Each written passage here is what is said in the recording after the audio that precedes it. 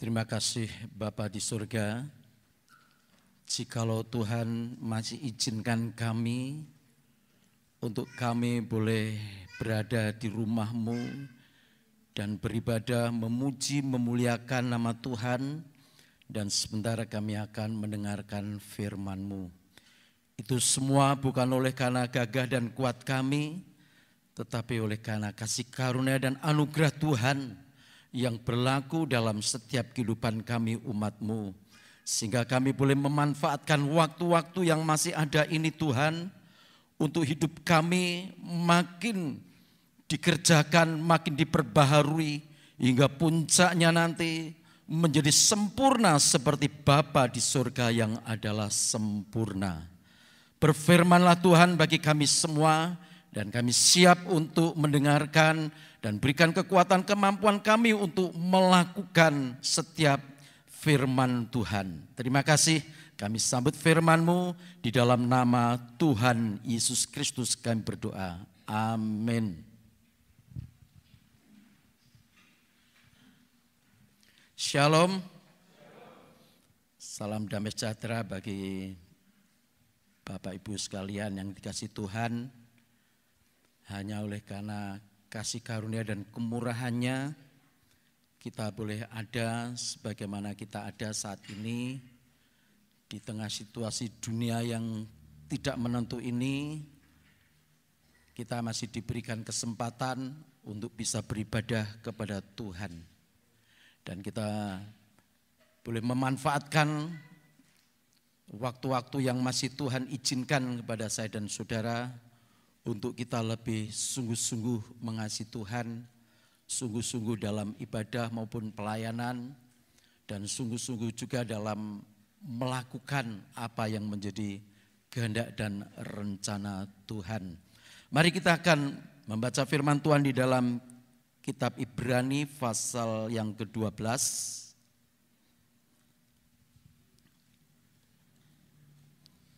Kita akan membaca ayat yang ke-12 juga.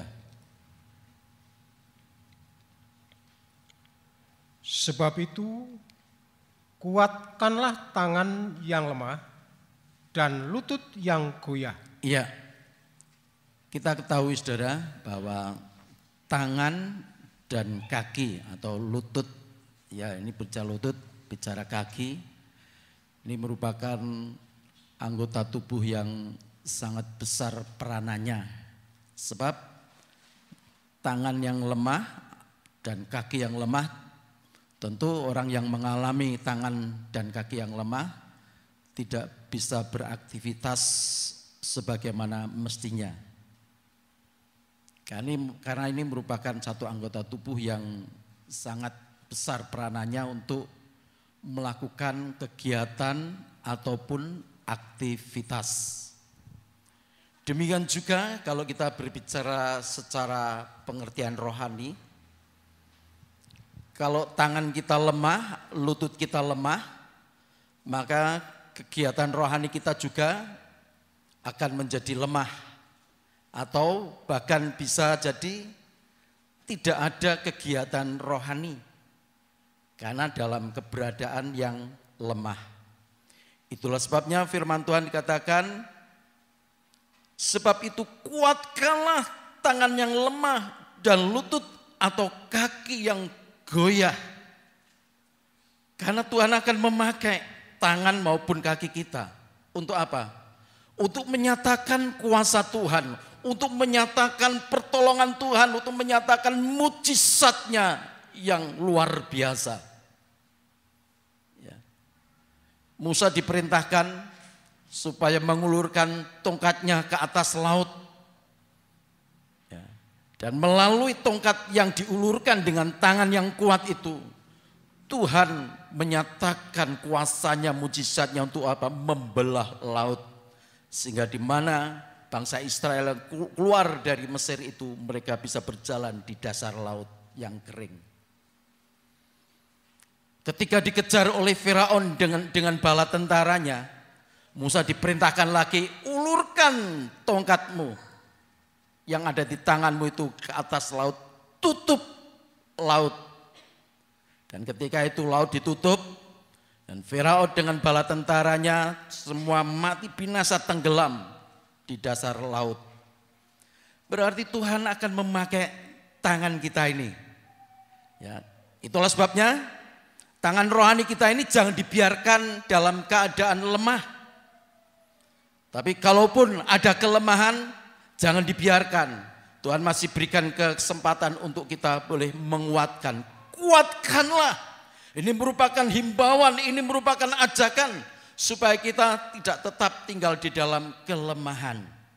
Ya, seperti bicara Musa lagi, saudara. Ketika kita ingat ketika Musa diperintahkan untuk naik ke bukit, di mana pada waktu itu bangsa Israel yang sedang dalam perjalanan dari negeri Mesir ke tanah perjanjian, mereka harus berhadapan dengan orang-orang Amalek. Dan Musa diperintahkan supaya naik ke bukit bersama dengan Harun dan Hur. Ya, sementara Yosua yang memimpin tentaranya untuk berperang melawan Amalek. Apa yang terjadi, saudara?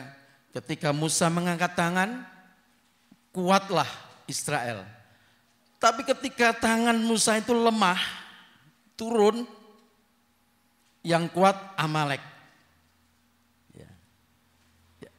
Kekuatan manusia terbatas, itulah sebabnya Musa memerlukan pendukung, penopang. Ya, mari kita pelajari ya firman Tuhan ini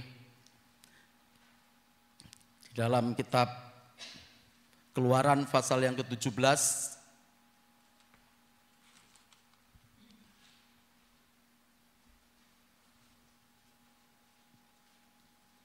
Kita akan membaca mulai ayat yang ke-11 sampai ayat yang ke-13. Mari. Dan terjadilah apabila Musa mengangkat tangannya, lebih kuatlah Israel. Tetapi apabila ia menurunkan tangannya, lebih kuatlah Amalek. Maka penatlah tangan Musa. Sebab itu mereka mengambil sebuah batu, diletakkanlah di bawahnya, supaya ia duduk di atasnya. Harun dan Hur menopang kedua belah tangannya, seorang di sisi yang satu, seorang di sisi yang lain, sehingga tangannya tidak bergerak sampai matahari terbenam. Demikianlah Yosua mengalahkan Amalek dan rakyatnya dengan mata pedang. Ya, demikianlah Yosua mengalahkan Amalek dan rakyatnya dengan mata pedang. Ya, tajamnya pedang ini tidak ada arti apa-apa kalau tangan Musa ini menjadi lemah. Pedang ini bicara firman Tuhan. Firman Tuhan tidak akan pernah bisa menjadi tajam kalau tidak ada kuasa. Nah, kuasa itu ditentukan dari tangan yang kuat. Ya. Kenapa kok kita tidak merasakan tajamnya firman Tuhan? Sehingga tidak bisa mengalahkan dosa yang bercokol di dalam pribadi kita. Sepertinya firman Tuhan itu hanya sekedar kita dengar, ya kita tahu ceritanya dan lain sebagainya. Tetapi tidak ada kuasa. Karena apa? Tangan kita mungkin dalam keadaan lemah. Ya. Memang Musa manusia biasa. Siapa sih yang bisa tahan? Mengangkat tangan mungkin 5 menit, 10 menit, atau mungkin 1 jam mungkin masih kuat. Tetapi dikatakan sampai matahari terbenam. Itu mungkin dimulai daripada pagi hari bisa atau siang tengah hari bisa. Yang jelas Musa manusia biasa, tidak ada kekuatan kemampuan. Itulah sebabnya memerlukan penopang. Dalam hal ini Harun dan Hur. Ya. Dan terjadilah apabila Musa mengangkat tangannya lebih kuatlah Israel, tetapi apabila menurunkan tangannya lebih kuatlah Amalek. Di sini ada 2 kekuatan, saudara. Kekuatan rohani, ya, kekuatan iman, ya, melawan kekuatan musuh. Saya gambarkan kalau Amalek ini awan nafsu, kalau saya gambarkan Amalek itu mungkin persoalan, pencobaan. Kalau saya gambarkan juga Amalek itu bisa, yaitu dosa yang akan menguasai. Di sini ada dua kekuatan. Bagaikan itu beradu dua kekuatan ini. Mana yang lebih kuat? Kalau tangan kita ini lemah, berarti tidak ada kuasa. Firman Tuhan sebanyak apapun yang kita dengarkan, sepertinya tidak ada arti apa-apa. Karena apa? Kehidupan rohani kita dalam keadaan yang lemah. Tangan yang diangkat ini juga bisa menunjukkan doa penyembahan kita kepada Tuhan. Persekutuan kita kepada Tuhan yang mendatangkan kuasa, mendatangkan mujizat. Itu sebabnya kita jangan membiarkan kelemahan itu terus menguasai kehidupan ini. Ya. Di ayat 12 dikatakan, maka penatlah tangan Musa. Saudara bisa penat enggak? Bisa penat enggak? Semua bisa penat. Tidak ada orang yang hebat. Tidak ada orang yang menganggap dirinya itu perkasa. Semua bisa penat, semua bisa lemah, semua bisa lesu.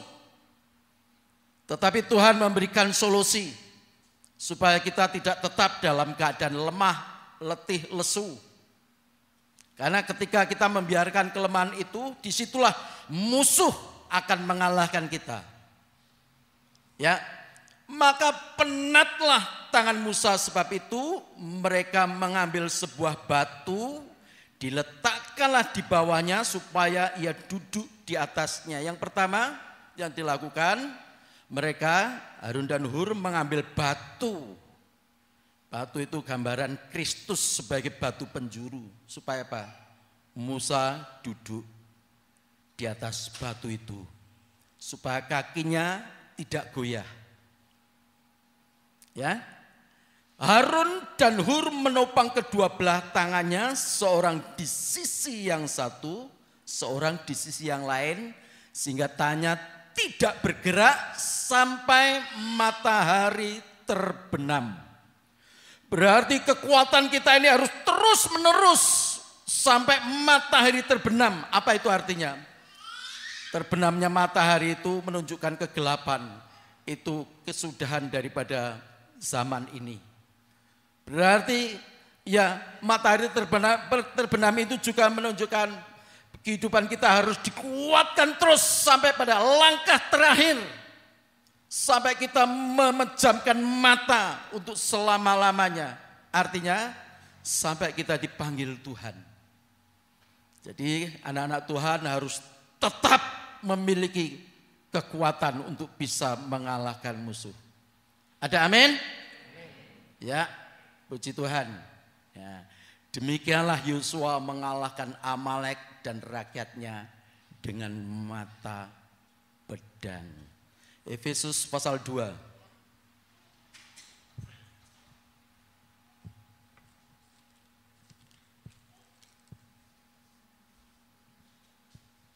Efesus pasal 2 ayat 19 sampai ayat ke-22. Demikianlah, kamu bukan lagi orang asing dan pendatang, melainkan kawan swarga dari orang-orang kudus dan anggota-anggota keluarga Allah, yang dibangun di atas dasar para rasul dan para nabi, dengan Kristus Yesus sebagai batu penjuru. Di dalam Dia tumbuh seluruh bangunan, rapi tersusun, menjadi bait Allah yang kudus di dalam Tuhan. Di dalam Dia, kamu juga turut dibangunkan menjadi tempat kediaman Allah di dalam Roh. Ya, kalau di dalam perjanjian lama pada waktu zaman Musa, Harun dan Hur, di mana Harun dan Hur itu menopang Musa dan Musa harus duduk di atas batu. Ini digenapi di dalam perjanjian baru, saudara, ya, di mana kita ini menjadi jemaat yang dibangun, ya, atas dasar para rasul dan para nabi, dengan Kristus Yesus sebagai batu penjuru. Ya. Di ayat 19 dikatakan, demikianlah kamu bukan lagi orang asing atau pendatang. Kita ini memang orang asing, kita ini memang pendatang, saudara. Artinya kita ini bukan bagian daripada anggota tubuh Kristus. Ya, boleh dikatakan kita ini sebagai bangsa kafir.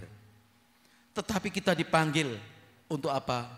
Menjadi kawan sewarga dari orang-orang kudus dan anggota-anggota keluarga Allah. Nah, untuk menjadi kawan sewarga dari orang-orang kudus, ya, apa nih arti orang-orang kudus? Orang yang dikuduskan dan menjadi anggota-anggota keluarga Allah, maka kita harus dibangun atas dasar para rasul dan para nabi dengan Kristus Yesus sebagai batu penjuru. Ya. Dibangun atas dasar para nabi. Kalau para nabi ini menunjukkan perjanjian lama dan para rasul itu menunjukkan perjanjian baru. Jadi Alkitab ini, firman Tuhan ini harus benar-benar menjadi dasar bangunan. Dan Kristus Yesus sebagai batu penjuru. Apa arti batu penjuru itu? Batu utama. Ya, batu utama, ya. Batu penjuru itu batu utama, dasar atau landasan atau pondasi. Seperti rumah yang dibangun di atas dasar batu. Ya, walaupun itu dia diterpa dengan angin, hujan dan banjir, dia tetap kokoh.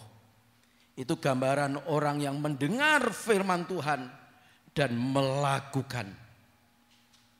Ya. Gambaran Harun dan Hur yang menopang kedua tangan Musa. Dan Musa pada waktu itu duduk di atas batu. Digenapkan sekarang, saudara. Kita harus mendengar firman Tuhan. Bukan hanya cukup mendengar, tapi kita juga melakukan firman Tuhan.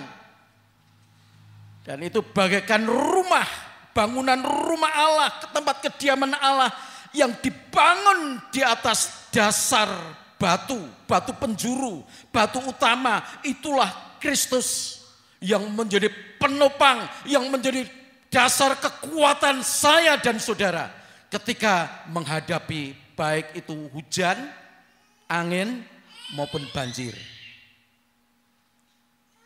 Tapi orang yang mendengar firman Tuhan dan tidak melakukan, ya, itu diumpamakan orang yang mendirikan rumah di atas pasir. Tidak ada Kristus sebagai batu penjuru. Tidak ada penopang. Tidak ada Kristus sebagai penopang, sebagai penolong.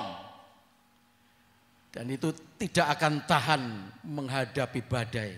Tidak akan tahan menghadapi banjir. Dia akan hancur, dia akan roboh. Ya. Dan di atas batu ini, saudara, ya, di dalam dia, yaitu batu penjuru itu, tumbuh seluruh bangunan. Ya, rapi tersusun menjadi bait Allah yang kudus di dalam Tuhan. Di sini dikatakan tumbuh seluruh bangunan. Ini berarti ada pertumbuhan. Kalau kita ini dibangun atas dasar kebenaran firman Tuhan, pengajaran nabi-nabi maupun rasul-rasul di dalam Alkitab ini, saudara, dengan Kristus sebagai batu penjuru, maka di situ nanti akan tumbuh. Jadi bangunan ini tidak pasif, saudara, bangunan itu tumbuh. Ya, seperti orang yang membangun itu tidak setengah bangunan dibiarkan, tapi terus. Kalau setengah bangunan ini belum rapi, saudara bisa membayangkan rumah yang begitu bagus dibangun itu dimulai dari, ya, sebelum jadi bangunan yang sempurna, Orang mengatakan berantakan dan lain sebagainya. Itulah keberadaan saya dan saudara. Itulah sebabnya pembangunan itu terus menerus. Kita tidak berhenti, cuma cukup percaya kepada Yesus. Pokoknya saya percaya Yesus di atas dasar. Tapi harus terus bertumbuh. Rohani kita, iman kita, perbuatan kita, dan segala kegiatan kita ini harus terus bertumbuh, terus bertumbuh. Itulah sebabnya jemaat jangan pasif. Jemaat harus aktif. Melakukan kehendak Tuhan, melakukan firman Tuhan, melayani Tuhan, rajin dalam ibadah, rajin dalam doa dan seterusnya dan seterusnya. Banyak sekali kegiatan yang harus kita kerjakan. Walaupun masa pandemik ini masih banyak batasan-batasan, tapi kita tetap ya tidak tinggal diam. Rohani kita harus proaktif supaya bagi tangan kita jangan dibiarkan lemah, lutut atau kaki kita jangan dibiarkan lemah, tapi terus mendapatkan kekuatan yang daripada Tuhan. Kembali Ibrani tadi ya 12. Bacakan lagi ayat 12 sampai ayatnya yang ke-14. Kembali kepada Ibrani 12. Bacakan lagi ayat 12 sampai 14. Sebab itu kuatkanlah tangan yang lemah dan lutut yang goyah, dan luruskanlah jalan bagi kakimu, sehingga yang pincang jangan terpelecok, tetapi menjadi sembuh.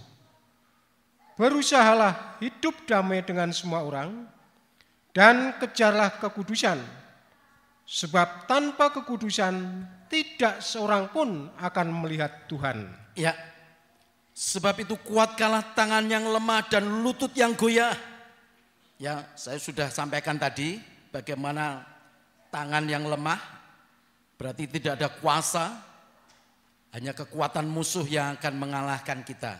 Ya, dan ayat 13 dikatakan, dan luruskanlah jalan bagi kakimu, sehingga yang pincang jangan terpelecok, tetapi menjadi sembuh. Pincang ini artinya cacat. Ya. Kita ini manusia sudah penuh dengan cacat dan celah. Kita ini manusia jauh dari sempurna. Dalam keadaan pincang. Tetapi kalau kita mau menguatkan baik tangan maupun kaki kita, supaya apa? Supaya yang pincang jangan terpelecok, tetapi apa? Menjadi sembuh. Menjadi sembuh. Nanti ada pemulihan, saudara. Kalau kita ada usaha, walaupun kita ini masih banyak cacat celah, tapi firman Tuhan katakan, kalau kita menyediakan jalan bagi kaki kita, walaupun kita ini masih banyak cacat celah, bagaikan orang yang pincang, tapi firman Tuhan katakan menjadi sembuh. Saudara mau disembuhkan? Puji Tuhan. Ya. Kita sama-sama mau disembuhkan, saudara. Ya. Dan ayat 14 katakan, berusahalah hidup damai dengan semua orang dan kejarlah kekudusan, sebab tanpa kekudusan tidak seorang pun akan melihat Tuhan. Kalau tangan kita lemah, kaki kita lemah, kita tidak akan pernah bisa mengejar kekudusan. Bagaimana bisa mengejar kalau kaki kita ini lemah? Kenapa kok disebutkan kekudusan itu dikejar? Berarti sesuatu yang dikejar itu sesuatu yang bergerak. Itu bisa lari, saudara. Dan itu lebih cepat, gerakannya lebih cepat daripada mungkin ya aktivitas atau gerakan kita. Itulah sebabnya kalau kita membiarkan kaki kita ini lemah, tidak seorang pun yang pernah bisa mengejar kekudusan. Padahal kekudusan itu sifatnya itu berkembang terus. Sebab kekudusan itu terus akan berkembang terus. Sampai puncaknya itu kepada kesempurnaan, saudara. Ya. Bagaimana mungkin gereja Tuhan akan mengejar kekudusan. Kalau kita membiarkan kaki kita ini goyah, iman kita ini goyah, bagaikan Musa yang lemah tangannya, yang lemah kakinya, hingga akhirnya apa? Amalek yang menang, dosa yang menang, kecemaran, kenajisan yang menang. Ini saatnya gereja Tuhan harus memiliki kekuatan, dan Kristus menjadi batu penjuru dasar kekuatan saya dan saudara melalui ajaran firman dalam Alkitab ini yang kita dengar, yang kita turuti, yang kita lakukan. Supaya setiap kita anak-anak Tuhan bisa mengejar itu kekudusan. Sebab tanpa kekudusan tidak seorang pun yang bisa melihat Allah. Wahyu 22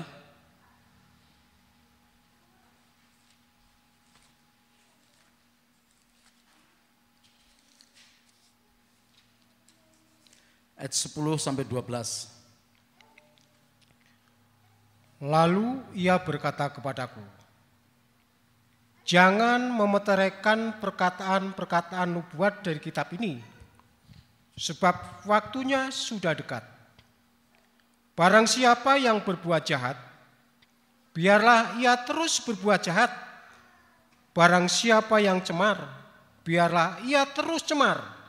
Dan barang siapa yang benar, biarlah ia terus berbuat kebenaran. Barang siapa yang kudus, biarlah ia terus menguduskan dirinya. Sesungguhnya aku datang segera, dan aku membawa upahku untuk membalaskan kepada setiap orang menurut perbuatannya. Ya, ini berbicara akhir zaman, saudara.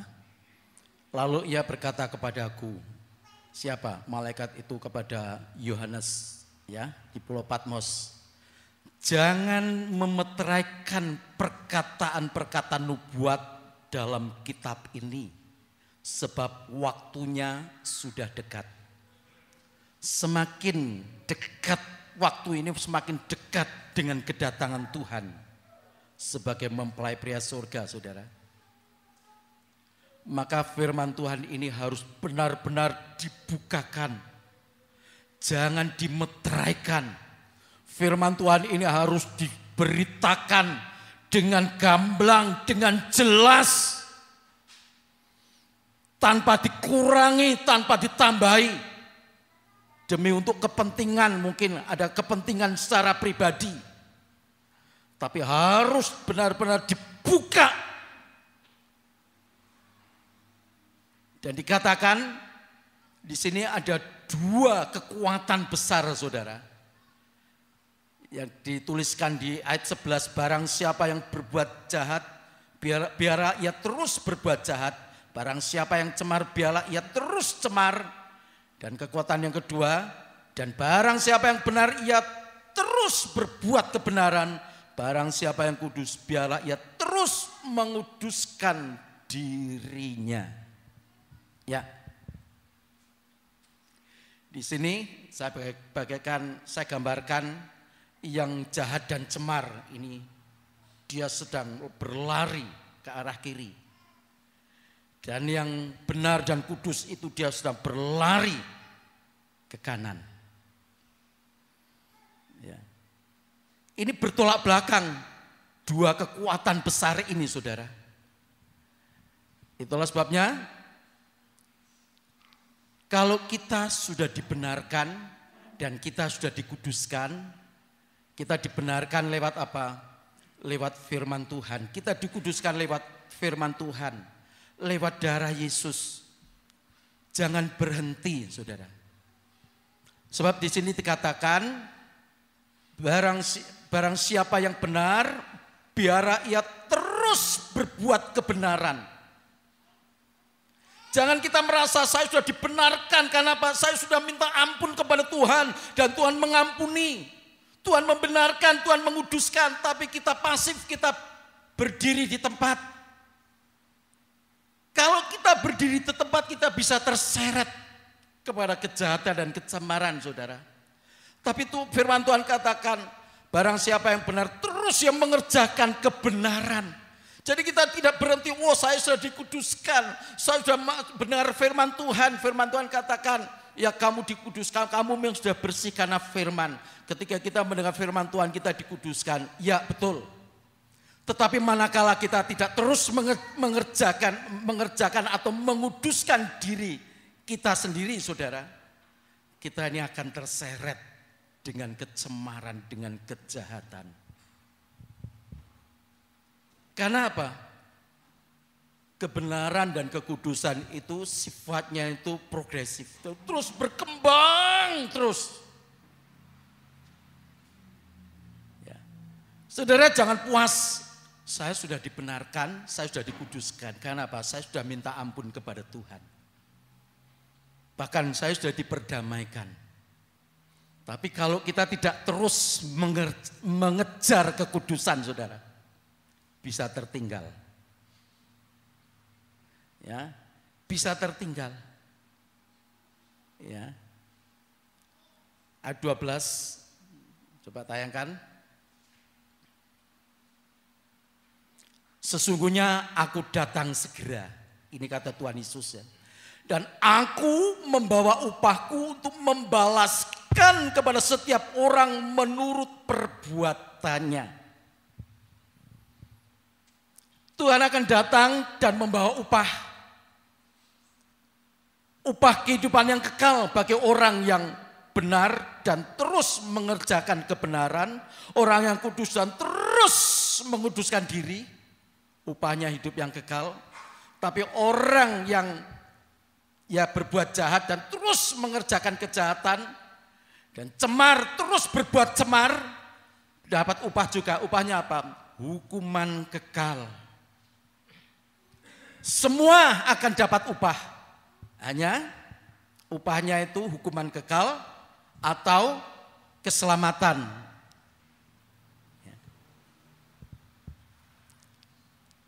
Semua ada di tangan saya dan saudara.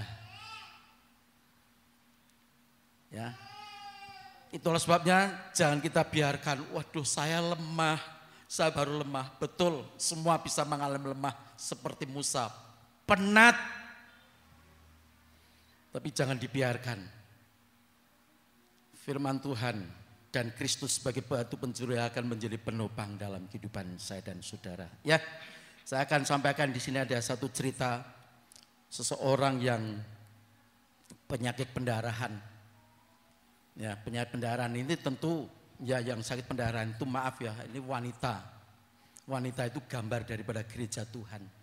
Dan orang yang pendarahan itu dalam Alkitab dikatakan sebagai orang yang najis, dinyatakan sebagai orang yang najis, ya itu yang ditulis dalam ya kitab Imamat 15 ayat 25 ya, tidak usah kita baca. Tapi kisah ini tentu sering kali kita dengar, sudah berapa kali saya menyampaikan juga kisah ini. Seorang perempuan yang sudah 12 tahun dia penyakit pendarahan. Berarti dia dikuasai oleh kenajisan. Ya, ini dosa yang hebat, saudara. Maaf, saudara ya. Pendarahan ini ya keluar dari aurat. Dosa kenajisan ini luar biasa. Tidak ada satu kekuatan yang bisa melepaskan perempuan ini. Walaupun dia sudah diobati oleh berbagai orang tabib, kalau katakan sekarang dokter, sampai harta kekayaannya habis, tidak kunjung sembuh. Bahkan makin parah, makin kritis keadaannya. Tapi dia masih ada kesempatan ketika dia melihat Yesus. Dia kejar itu. Yesus yang sedang lewat. Yuk kita baca aja ya. Dalam Injil Markus.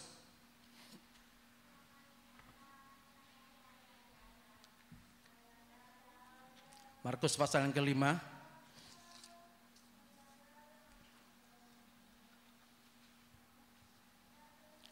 Bacakan ayat 25 sampai ayat yang ke-29. Adalah di situ seorang perempuan yang sudah 12 tahun lamanya menderita pendarahan. Ia telah berulang-ulang diobati oleh berbagai tabib, sehingga telah dihabiskannya semua yang ada padanya. Namun sama sekali tidak ada faedahnya, malah sebaliknya, keadaannya makin memburuk.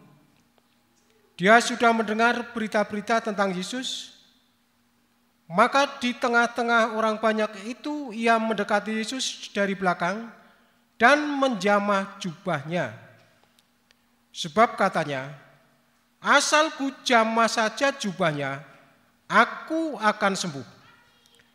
Seketika itu juga berhentilah pendarahannya dan ia merasa bahwa badannya sudah sembuh dari penyakitnya. Ya, cukup di situ dulu ya. Nanti bisa dilanjutkan. Di sini satu kisah perempuan. Nah, perempuan ini gambarkan sebagai gereja Tuhan. Ya. Dia mengeluarkan lelehan darah atau pendarahan itu bukan waktu yang pendek, saudara. 12 tahun. Padahal berbicara darah ini dalam Alkitab katakan bahwa nyawa segala makhluk itu ada di dalam darahnya. Tentu kalau darah itu, lelehan itu dibiarkan terus pendarahan ini, maka nyawanya yang akan direnggutnya. Ini berbicara upah dosa adalah mati. Ya. Ia telah berulang-ulang diobati oleh berbagai tabib. Tabib satu tidak sembuh, pindah tabib yang lain tidak sembuh juga. Sehingga telah dihabiskannya semua yang ada padanya. Dihabiskan semua yang ada padanya. Uang habis, harta habis. Uang, harta, kepandaian manusia dalam hal ini tabib bukan segalanya. Walaupun kita memerlukan uang, kita memerlukan harta kekayaan, kita memerlukan finansial, tetapi itu bukan segalanya. Terbukti perempuan ini, dia tidak mendapatkan solusi. Ketika dia datang kepada dokter, datang kepada tabib satu ke tabib yang lain, uangnya habis, hartanya semua dijual habis untuk berobat. Alkitab mencatat tidak ada faedahnya. Mungkin kita bisa bangga memiliki kekayaan, memiliki harta, memiliki kedudukan, memiliki kepandaian. Tapi ada saatnya semuanya itu tidak ada faedahnya. Jadi tidak ada yang bisa kita banggakan, saudara. Kalaupun kita diberkati, manfaatkan berkat itu untuk memuliakan Tuhan, bukan untuk kebanggaan. Karena ada saatnya semua itu tidak ada arti apa-apa. Bahkan dicatat dalam Alkitab, malah sebaliknya keadaannya makin memburuk. Keadaannya bukan makin baik, tapi keadaannya makin memburuk. Nah, ayat 27, coba. Dia sudah mendengar berita-berita tentang Yesus. Dari mendengar itulah timbul iman. Ya, karena iman itu datang dari mendengar. Mendengar apa? Firman Kristus. Tentu yang dia dengar bagaimana kuasa Tuhan yang menyembuhkan orang yang lumpuh berjalan, orang yang buta melihat, bisu berbicara, tuli mendengar, bahkan orang mati pun dibangkitkan. Nah, ketika dia melihat Yesus pada waktu itu dalam perjalanan dari satu tempat ke rumah Yairus. Yairus itu kepala rumah ibadat, di mana anaknya yang perempuan yang berumur 12 tahun itu sedang sakit kritis, ya, sedang sakit kritis bahkan hampir mati. Bahkan dikatakan sebelum Yesus sampai ke rumah itu anak itu sudah mati. Jadi pada waktu itu Yesus bersama-sama dengan murid-muridnya dan orang banyak yang menyertai sedang dalam perjalanan. Imannya timbul untuk apa? Untuk mendekat kepada Tuhan. Bagaikan dia itu sedang mengejar Yesus yang sedang lewat. Saudara bisa membayangkan keadaan perempuan ini. Bukan sehat, bukan waras, bukan kuat. 12 tahun saudara. Dia dalam keadaan penderitaan, pendarahan. Nyawanya hampir terenggut oleh maut. Tidak ada solusi. Hanya satu solusinya ketika dia melihat Yesus dan dia sudah memiliki iman kepada Yesus. Dengan sisa-sisa tenaga yang ada, tangannya lemah, kakinya lemah, sudah sekian lama dia menderita. Tapi kelemahan itu tidak dibiarkan. Karena apa? Imannya dan kerinduannya, kebutuhan dia itu yang mendorong dia untuk apa? Mengejar Yesus. Biar pagi hari ini mungkin saudara dalam keadaan masalah keluarga, ekonomi, masalah anak, masalah penyakit, terlebih yang paling besar masalah dosa. Mungkin saudara belum mendapatkan solusi yang terbaik. Ini kesempatan untuk kita boleh mengejar Yesus. Amin. Sebab di dalam dia ada kuasa. Perempuan ini dengan sisa-sisa tenaga, tangannya lemah, lututnya lemah. Tapi dia berani menerobos barikade orang banyak. Sebab dia berkata, asalku jamah jubahnya aku akan sembuh. Dan dia lakukan itu. Imannya tidak dibiarkan hanya tinggal iman. Dia lakukan, dia berbuat. Dan apa yang terjadi saudara? Ketika dia menjamah Yesus, dia merasakan seketika itu berhentilah pendarahan selama 12 tahun yang dia rindukan, yang dia impikan, yang didambakan. Dan di saat itu waktu yang bersamaan Tuhan merasakan ada kuasa, ada tenaga yang keluar. Sampai Tuhan tanya, siapa yang menjamah aku? Karena ada kuasa, ada tenaga yang keluar dari aku. Ketika itu murid-murid berkata, Tuhan kan tahu ini orang banyak berdesak-desakan. Kok Tuhan tanya? Kalau Tuhan tanya ini bukan berarti Tuhan tidak tahu. Tuhan tahu, tapi Tuhan ingin menguji murid-murid dan orang banyak pada waktu itu. Karena apa? Karena satu jamahan, satu orang ini saudara, sanggup mendatangkan mujizat kuasa Allah yang mengubahkan hidupnya, yang menyembuhkan, yang memulihkan keberadaan perempuan ini. Karena apa?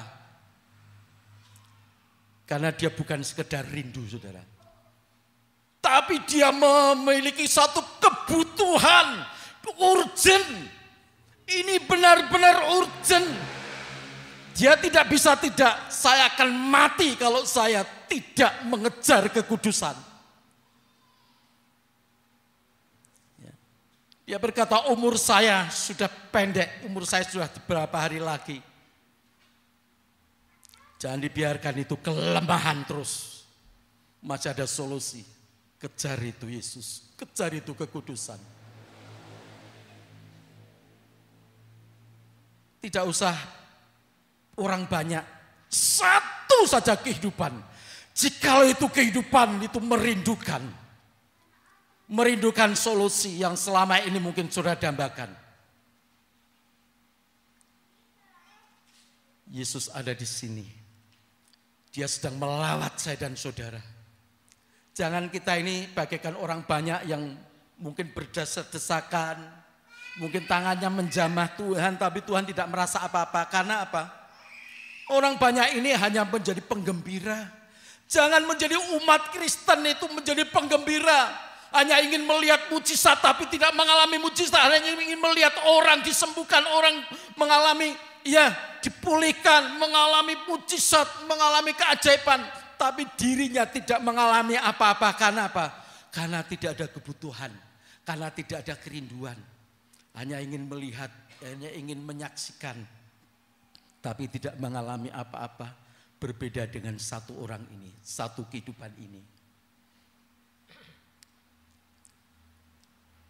Inilah yang kita butuhkan, saudara. Kita kejar itu, seperti perempuan itu dia kejar. Walaupun dia dalam keadaan yang lemah, tangannya lemah, lututnya lemah, jangan dibiarkan. Di sini ada Tuhan menjadi kekuatan saya dan saudara. Siapa di antara saudara yang benar-benar membutuhkan dia? Dan ini merupakan satu kebutuhan yang tidak bisa, tidak harus kita dapatkan. Saudara pasti akan mendapatkan. Amin. Saya undang pemain musik.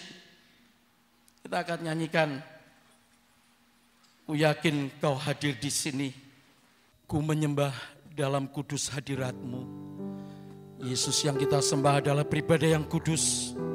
Yang kalau kita hampiri, kita akan mendapatkan kasih karunia.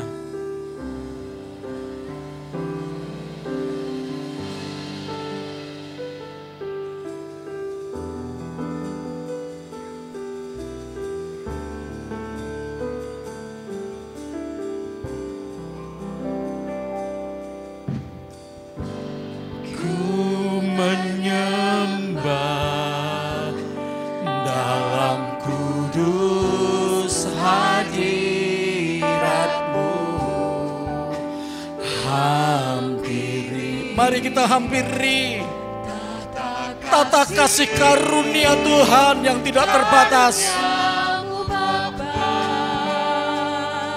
Ada kekuatan Tuhan.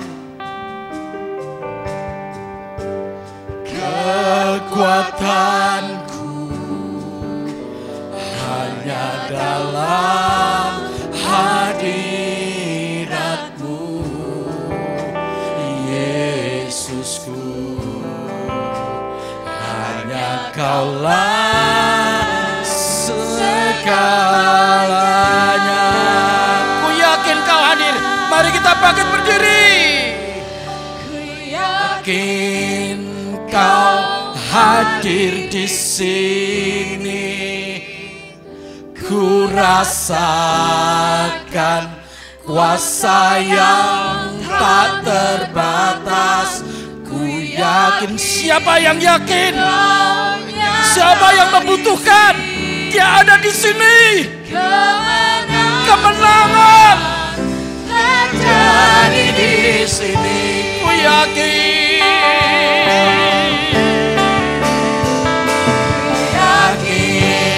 kau hadir di sini. Ku rasakan kuasa yang tak terbatas. Di sini kemenangan terjadi di sini.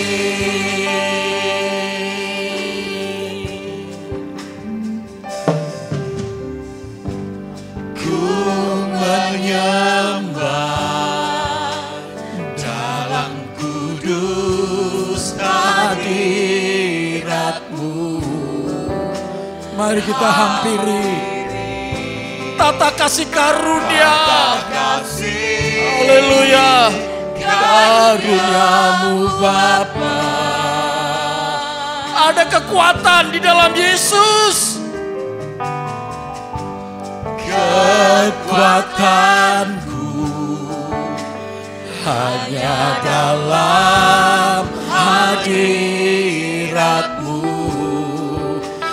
Yesusku. Hanya Kaulah segalanya. Siapa yang yakin? Oh, haleluya. Dia hadir di sini, saudara. Rasakan kuasa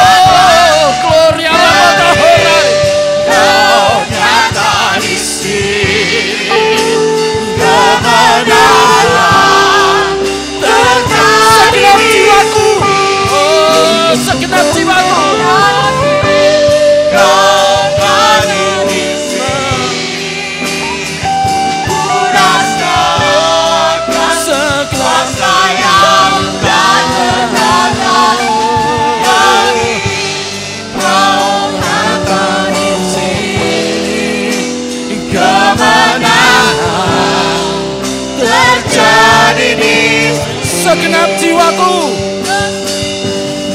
Segenap jiwaku memuji-Mu. Sungguh besar Kau Yesusku. Segenap hatiku menyembah-Mu. Kau besar, Kau besar, Kau besar, Kau besar, Kau besar, Kau besar. ku yakin, yakin Kau hadir di sini. Ku rasakan kuasa yang tak terbatas. Ku yakin Kau nyata di sini. Kemenangan terjadi di sini.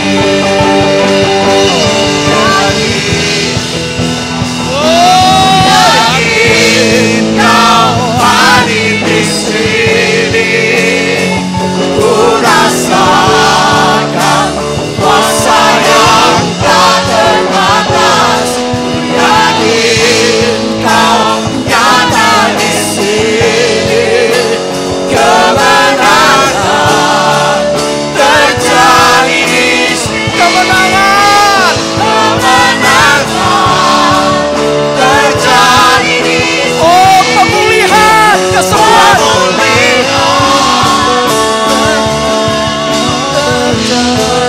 Terjadi di sini.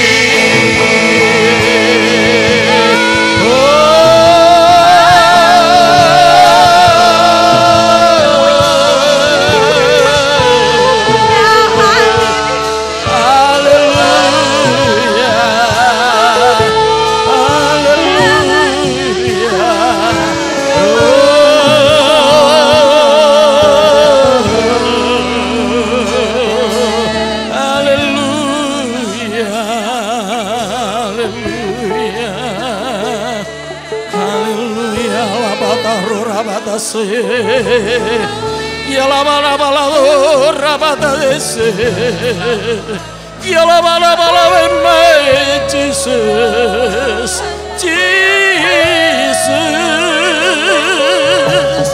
Ya la bala bala.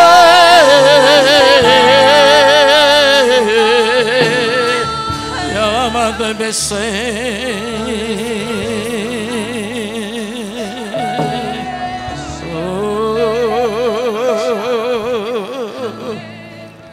Setiap jiwa yang rindu, setiap jiwa yang membutuhkan, kita bisa menjamah kekudusan Tuhan.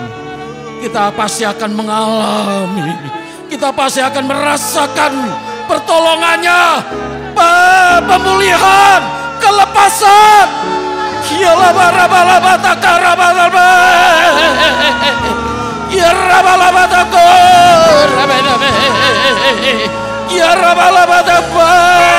Jesus.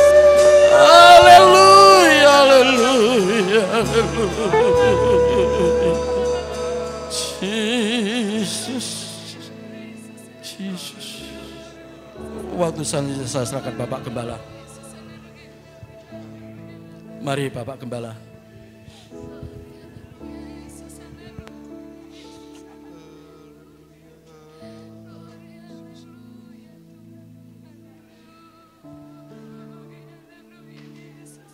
Bapa yang di surga, kami mengucapkan syukur mendengar didikan firman Tuhan. Tangan jasmani bisa lemah, kaki lutut bisa lemah. Tetapi tangan rohani tidak boleh lemah. Kaki rohani tidak boleh lemah karena adalah tubuh Kristus yang tentunya punya tangan, punya kaki. Tangan harus kami angkat untuk mendatangkan kuasa Tuhan. Kaki untuk berlari, untuk menemukan Yesus yang di dalamnya sanggup memberikan pertolongan. Firman-Mu jelas untuk kami, tergantung kami bagaimana kami menerima dan menyikapinya. Kalau kami yakin Tuhan pasti menolong, Tuhan pasti menguatkan. Tidak akan dibiarkan tetap lumpuh rohani. Tidak akan dibiarkan lumpuh tangan rohani. Tetapi kami akan menjadi sehat dan mengalami satu kekuatan yang datangnya dari Tuhan. Mengucap syukur Bapak, kalau perempuan yang pendarahan 12 tahun tentunya lemah luar biasa. Entah kaki, entah tangan. Tetapi karena imannya begitu kuat, dia berusaha untuk menjamah jubah Yesus. Dengan berdesakan dengan orang banyak, dia tidak mau kalah. Kalau iman kami, rohani kami seperti itu, tidak ada kami ditakutkan oleh permasalahan di dunia ini. Karena ini membuat manusia takut. Berita-berita yang disampaikan oleh manusia mendatangkan manusia takut. Tetapi berita firman Allah mendatangkan kekuatan bagi kami semua. Oleh sebab itu Tuhan, biarlah tubuh jasmani kami bisa lemah, tapi tubuh rohani tidak boleh lemah. Karena kami harus mengejar kekudusan. Tanpa kekudusan kami tidak bisa melihat Allah. Mari Bapak, berikan kami kekuatan selalu hingga lewat virus corona yang melanda dunia, bukan hanya Indonesia, sampai ibadah pun digilir, tetapi mulai minggu depan akan disatukan kembali karena memungkinkan alat sudah tersedia, tempat sudah cukup, kami tetap menjaga protokol kesehatan. Tuhan, kalau ada yang sudah nyaman ibadah 1 minggu sekali dan 1 minggu libur, kalau sudah nyaman gerakkan hatinya supaya mereka tidak lumpuh kakinya, tidak lumpuh tangannya, tetapi mereka bisa mengejar lari. Aku harus berjumpa dengan Yesus setiap saat firman diberitakan. Memberkati saudara Timotius yang menyampaikan firman-Mu, memberkati kami semua yang hadir. Kalau ada yang tidak hadir karena tidak mendapatkan jadwal untuk ibadah hari ini, mari Engkau berkati ibadah di rumah. Tuhan, lewat rekaman firman yang disampaikan lewat YouTube, mungkin nanti sore, berkatilah mereka semua ya Tuhan. Terima kasih. Dalam nama Tuhan Yesus Kristus, kami peraskan doa ini. Haleluya. Amin. Para pelayan perjamuan tampil ke depan, kita akan makan minum tubuh dan darahnya Tuhan.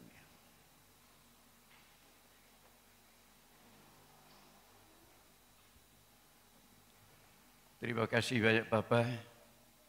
Engkau memberkati kami dengan firman-Nya, berkati kami juga dengan tubuh dan darah-Mu yang akan kami makan dan minum.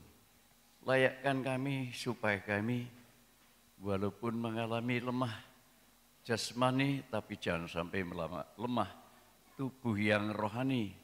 Karena tubuh jasmani akan tetap kembali kepada asal, tapi tubuh rohani kembali kepada Allah yang menciptakannya.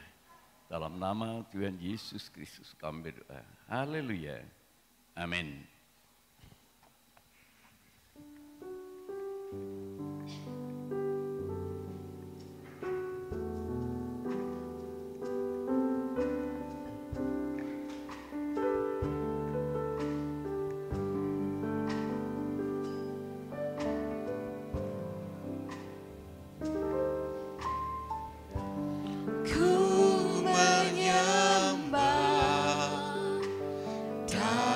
Ku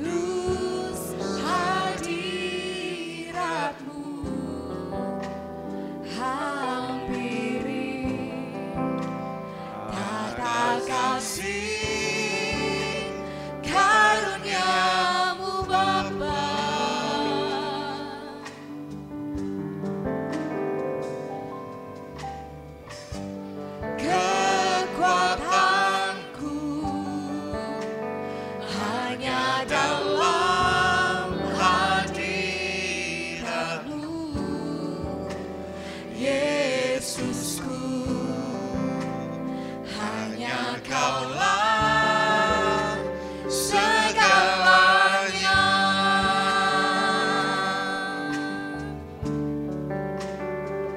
Ku yakin Kau hadir di sini. Ku Ayo kita yakin. rasakan kuasa Jangan nyaman ibadah di bilir, ibadah di rumah. Mungkin saudara nonton TV, tidak perhatikan firman Allah. Ayo mulai minggu depan, memang saudara ingin mengalami mujizat keajaiban Tuhan. Ibadah sungguh-sungguh saudara. Situasi seperti ini, jangan takut. Tuhan menolong saya dan saudara. Mari kita bangkit diri saudara. Kuasa yang tak terbatas, ku yakin Kau Ku yakin ada di sini. Kau ada di sini dan berikan kemenangan. Kemenangan terjadi di sini. Terjadi di sini. Harus yakin, saudara. Virus corona menakutkan, sampai ibadah diatur. Bukan kita yang mengatur, tapi diatur. Namun saudara, kita harus punya pendirian seperti Daniel. Tidak boleh ibadah, tetap ibadah. Tidak boleh menyembah, tetap menyembah Tuhan. Singa yang mengaum, mulutnya tertutup. Ayo, jangan secara lemah oleh karena situasi. Punya prinsip, Yesus yang bisa menolong saya. Kita angkat tubuhnya, dengarkan firman Allah. Sebab apa yang telah kuteruskan kepadamu telah kuterima dari Tuhan. Yaitu bahwa Tuhan Yesus pada malam waktu ia diserahkan mengambil roti. Dan sesudah itu ia mengucap syukur atasnya.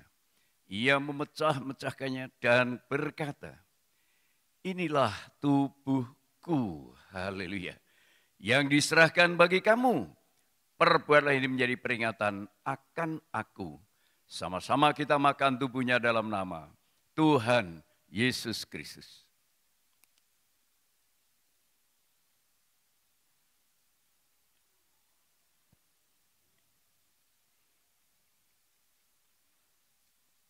Jangan hanya menyanyi ku yakin. Tapi setelah saudara mendengar firman, yakin masalahku ditolong Tuhan. Tapi kalau saudara sembrono, tetap mendapat balasan. Entah waktunya kapan. Akan mendapat balasan. Kalau saudara melecehkan firman, tidak menghormati firman. Kalau boleh jangan saudara dibalas karena perbuatan yang tidak benar. Tetapi mendapatkan berkat karena perbuatan benar. Kita angkat cawannya. Demikian juga ia mengambil cawan sudah makan lalu berkata, cawan ini adalah perjanjian baru yang dimeteraikan oleh darahku.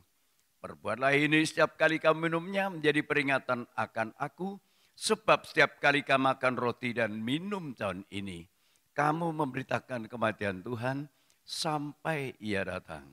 Kita minum bersama-sama dalam nama Tuhan Yesus Kristus.